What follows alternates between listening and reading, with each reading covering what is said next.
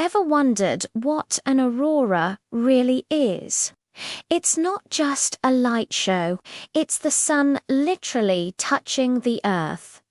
The story begins 93 million miles away on the surface of our star. Powerful storms on the sun, called solar storms, blast charged particles out into space. These particles travel across the solar system at incredible speeds. When they finally reach Earth, they're met by our planet's magnetic field, which acts like a giant shield. This shield funnels the particles towards the north and south poles.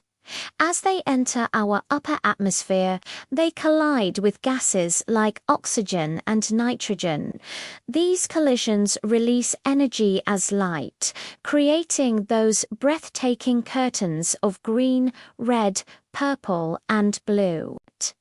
So, the next time you see an aurora, remember you're not just looking at the sky. You're witnessing space itself making contact with our world. Don't forget to subscribe to the Cosmic Drive, like this video, and share your thoughts below.